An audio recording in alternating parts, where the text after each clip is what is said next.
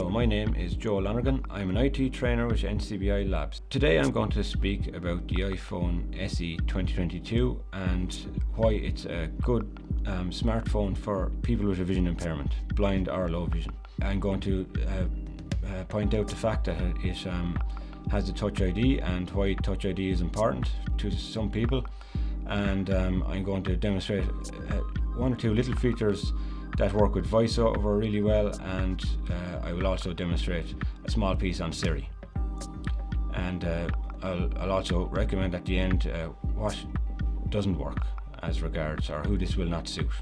So in my hand I have an iPhone SE 2022. This was released last March, late last March, in an Apple event, and this iPhone has it's one of the only iPhones that has Touch ID. So Touch ID is very important for the vision impaired community. It has a better battery life this time. This iPhone also has the A15 bionic chip, which is also available on some of the newer iPhones up to the iPhone 13, which is really good because it will mean this phone will work long into the future for the new iOS updates. So here's some of the things I like about the iPhone SE 2022. This is a really popular phone with the vision impaired community, and myself of course, because it has Touch ID. So Touch ID helps me unlock the phone with my fingerprint and my thumb. It also helps me verify purchases on the App Store when I search for an app. It also verifies purchases when I go to a terminal at a till in my local shop, and for some people aren't a fan of using Face ID because trying to get the focus of the camera on the screen. Also, Touch ID is good to give me a landmark on the screen, so I know how the phone turned the right way up, and I find unlocking touchscreens without Touch ID a little bit more difficult. So I just really love Touch ID, so that is one of the reasons I bought this particular phone. The second thing I really like about this is it has a longer battery life. Previous version of the SE I had was the first generation. This is called either the third generation or the 2022. So before I used to be lucky to get a day battery life from my iPhone. This I'm getting a day and a half, and sometimes more depending on usage. The third thing I like about it is I can, when I'm in a 5G network area, it will download apps a lot quicker from the App Store. It's quicker to surf on the internet, and it's also better when I'm streaming videos on Netflix, Disney Plus, or YouTube, or any other streaming service. Other thing I like is the chip. So the phone, the A15 bionic chip, just means the phone really works a lot quicker and smoother, and I also realized the phone doesn't get as hot in my pocket or when I'm, say, listening to a podcast on YouTube or something like that, and in general when I have a few different apps open and using apps one after the other or side by side, the phone doesn't get as hot as my older phone. So as I said before, I'm a VoiceOver user. VoiceOver is a screen reader built into Apple devices. VoiceOver off. If you want to turn VoiceOver on, and you first get the phone, you can use Siri, and Siri is a virtual assistant.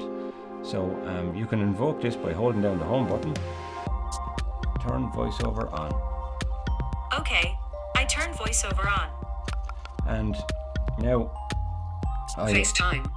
I am on the home screen of the phone, and I can flick left and right with my thumb to go through all the different apps on the phone. Calendar, photos, camera, photo, calendar, FaceTime, calendar, FaceTime. And if I want to access an app, I can double tap on it with one finger. I double tap. FaceTime, edit, button. I double tapped on FaceTime. FaceTime, heading, create link, new FaceTime, button, FaceTime.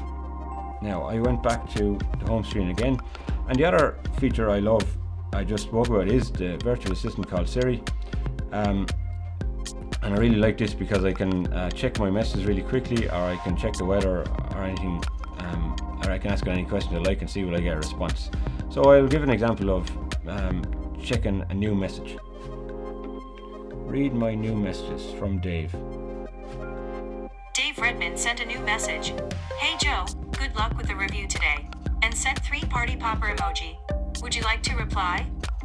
Yes. What do you want to say to Dave Redmond? Thanks, Dave.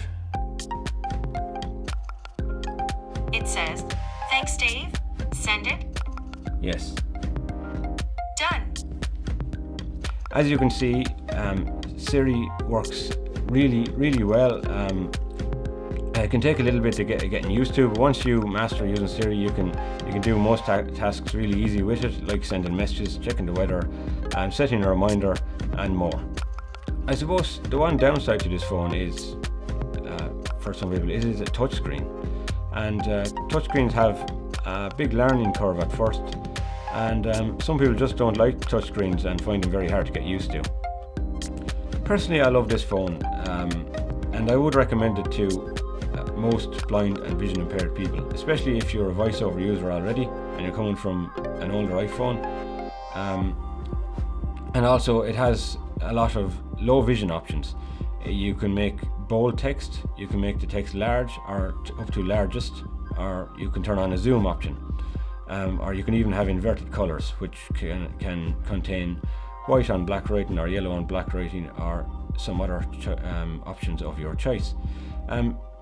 But I suppose people that it won't suit are people that don't like touchscreens, or if you're coming from, or if you're more veered toward the Android operating system, maybe you will not choose this phone. It's Apple only. So yeah, I love this phone and I would recommend it to the blind and vision impaired community. If you want more information on this product or any other assistive technology products, you can email labs@ncbi.ie, or you can call the help desk on 1800 911 110. Thank you.